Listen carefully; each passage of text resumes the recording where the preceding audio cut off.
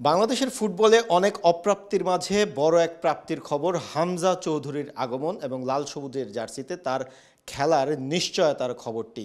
সে খবরটি জানার পর নিশ্চয়ই একজন ফুটবল প্রেমী হিসেবে আপনি আবেগ আপ্লুত হয়েছেন, উৎসাহিত হয়েছেন, বাংলাদেশের ফুটবল নিয়ে টুকটাক খোঁজ খবর নেওয়া শুরু করেছেন। কিন্তু আপনি জানেন কি, এএফসি এশিয়ান কাপ কোয়ালিফিকেশনের সামনের যে বাছাই, সে বাছাইতে হামজা চৌধুরীর সবগুলো ম্যাচই খেলার সম্ভাবনা রয়েছে যদি তিনি ইনজুরিতে না পড়েন, এবং সেটি হবে বাংলাদেশের ফুটবলের ইতিহাসে অন্যতম বড় একটি মাইল ফলক, যেখানে ইংলিশ প্রিমিয়ার লিগে খেলা কোনো ফুটবলার বাংলাদেশের জার্সিতে খেলবেন।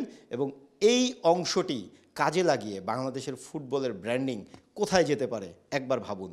সে পরিকল্পনা নিশ্চয়ই বাফুফের আছে। আমরা সেসব নিয়ে কথা বলবো বাংলাদেশ ফুটবল ফেডারেশনের সহসভাপতি ফাহাদ করিমের সাথে। ফাহাদ ভাই, স্বাগত আমাদের আরটিভির সাক্ষাৎকার পর্বে। Thank you very much. আপনার মাধ্যমে আরটিভির সবাইকে শুভেচ্ছা। আমরা যেই বিষয়টি ইন্ট্রো দিচ্ছিলাম, দর্শকদের জানাচ্ছিলাম যে বাংলাদেশের ফুটবলে আসলে তারকার একটা অভাব। 2003-এ সাফ জিতেছি, কিন্তু তারপরে আসলে খুব বড় তারকা তৈরি হয়নি, এটা বাস্তবতা। ব্র্যান্ডিংয়ের ক্ষেত্রে হামজা চৌধুরীর আগমন আপনাদেরকে কী ধরনের হেল্প করবে? দেখুন, এটা আমি বরাবরই বলে এসেছি যে ফুটবল স্পন্সরশিপ এবং পার্টনারশিপ ছাড়া গ্রো করতে পারে না, for that matter any sports. So সেখানে ফুটবলটা আরও বেশি প্রয়োজন, বিকজ ইটস ভেরি এক্সপেন্সিভ।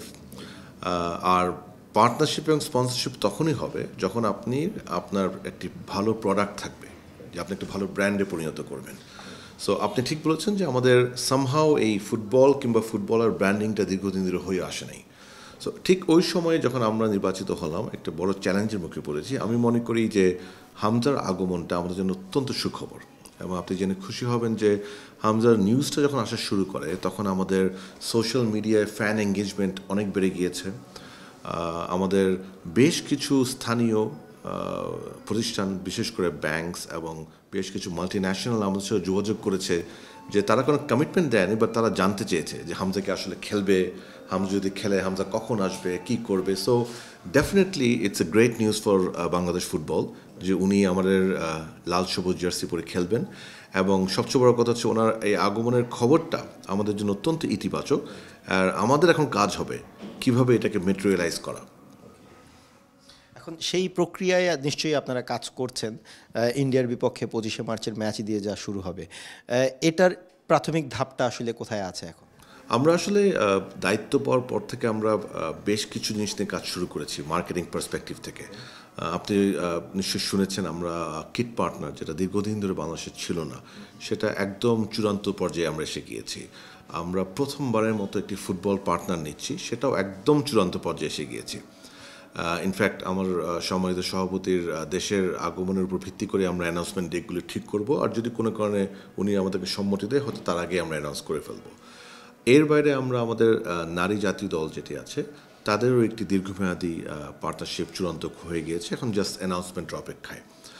আর হামজা নিউজটা আসার পরে আর ওভারঅল এএফসি ক্যালেন্ডারটা পাওয়ার পরে আমরা এখন পুরুষ জাতীয় দল নিয়ে চিন্তা ভাবনা করছি কীভাবে কী করা যেতে পারে, না করা যেতে পারে। আমরা বেশ কিছু পার্টনার স্পন্সরের সাথে আলাপ করেছি। মার্চের উইন্ডোটা আমাদের খুবই কাছে।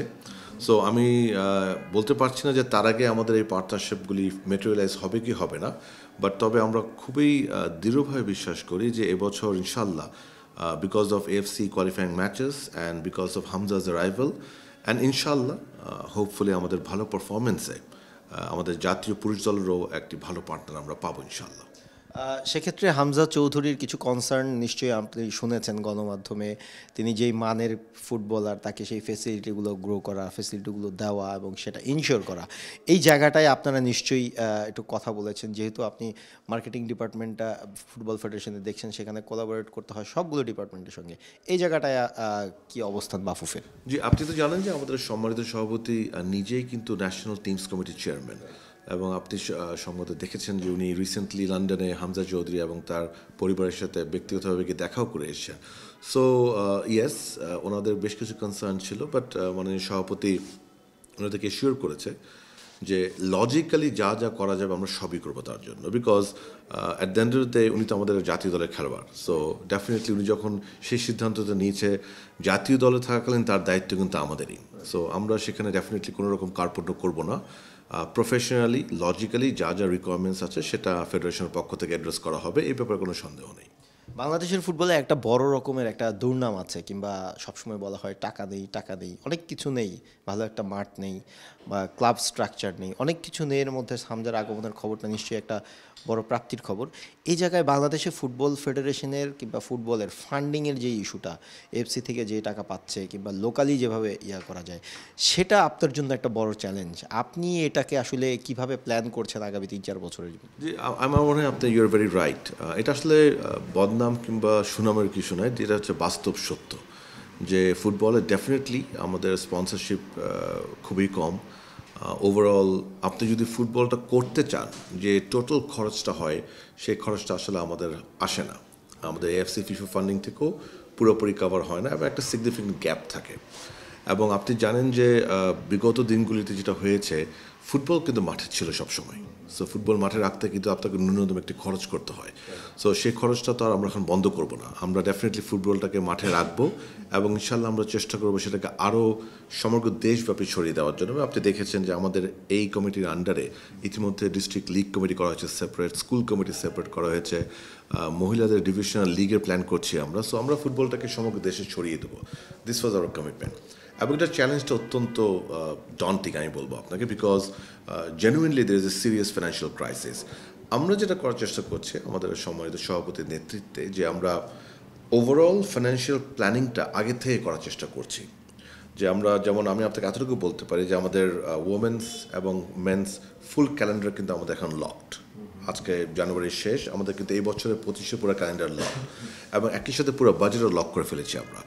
অলরেডি আমরা ওমেন ফুটবলের যে টোটাল বাজেট, সেখানে দেখেছি যে ইনশাল্লাহ আমাদের যে পার্টনারশিপ থেকে যেসব টাকা পয়সা আমাদের আসছে, কি যা যা সোর্স আছে, আমরা মোটামুটি ভালো অবস্থানে আছি এবং এবছর ইনশাল্লাহ আমি মনে করি ওমেন ফুটবলে কোনো রকম ঘাটতি কিংবা ক্রাইসিস হবে না ইনশাল্লাহ। আমরা এখন কাজ করছি আমাদের মেন্স ফুটবলটা নিয়ে, এবং মেন্স ফুটবলের খরচটা কিন্তু অনেক বেশি, বিকজ আপনার যেহেতু 5টি FC batch home and away মিলিয়ে ইটস এক্সট্রিমলি এক্সপেন্সিভ। এবং আপনি জানেন যে আমাদের কোচ এবং প্লেয়াররা চান বাইরে গিয়ে ক্যাম্প করতে, এবং আমরা ইতিমধ্যে সৌদি আরবে ক্যাম্পের ব্যবস্থা করছি। These are all costing lot of money. তো এটা দিয়ে আমরা এখন দেখছি যে এই গ্যাপগুলি আমরা কীভাবে ফিল করতে পারি।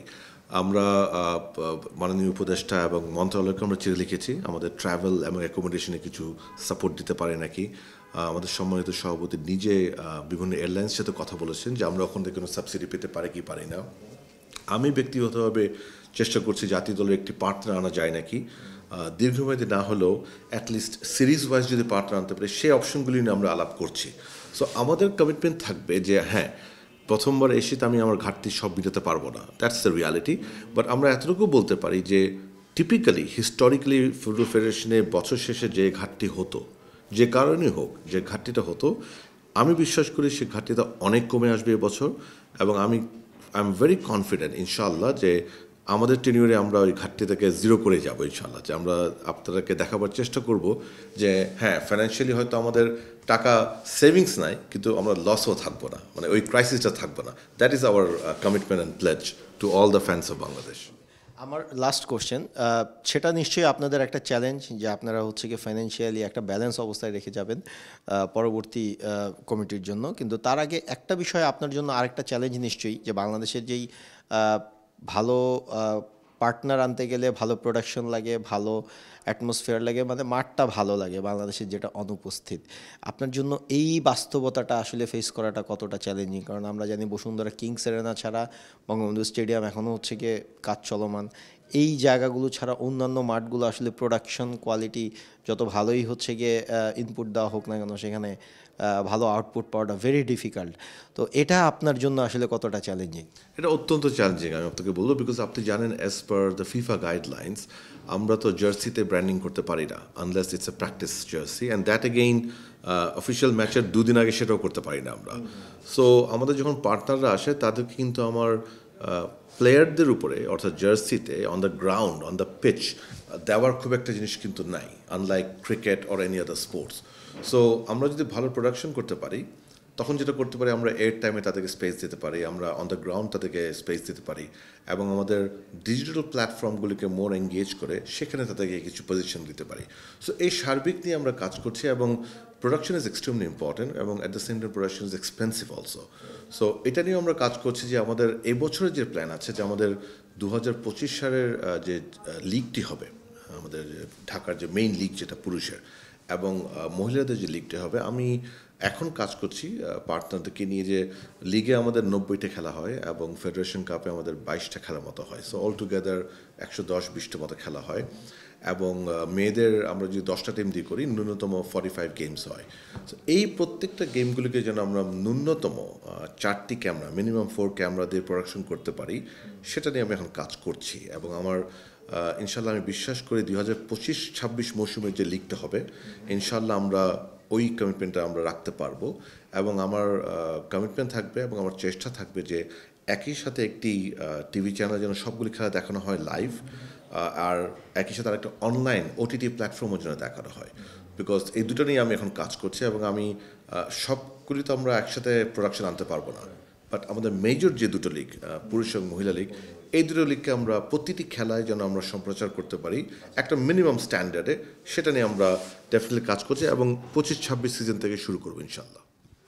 ফুটবল ফেডারেশনের নতুন পরিকল্পনা, কিন্তু সেই পরিকল্পনা বাস্তবায়নের সবচেয়ে বড় বাধা হচ্ছে কি মাঠ, লিগ চলমান। আপনারা হয়তো দেখতে পাচ্ছেন যে বড় বড় ম্যাচগুলো কিভাবে হচ্ছে। ভালো ফুটবলের বড় অন্তরায় হয়ে যাচ্ছে এই মাঠ। সেটাই আসলে বাংলাদেশ ফুটবল ফেডারেশনের জন্য এখন সবচেয়ে বড় চ্যালেঞ্জ। হামজা করিম আসছে, নারী দলের সাফল্য সব কিছুই একটা জায়গায় আছে, কিন্তু কোথায় যেন কি নেই, সেই কোথায় কি নেই সেই ঘাটতিটা পূরণ করাই বর্তমানে বাংলাদেশ ফুটবল ফেডারেশনের বর্তমান কমিটির জন্য একটা বড় চ্যালেঞ্জ। ফাহাদ করিম সেটাই আমাদেরকে জানাচ্ছিলেন। তা RTVর আজকের আলাপ এ পর্যন্তই। মাহফুজুল ইসলাম আবারও অন্য কোনো কারো সঙ্গে আপনাদের সঙ্গে আলাপ করিয়ে দেব। ততক্ষণ ভালো থাকবেন, সুস্থ থাকবেন। ধন্যবাদ।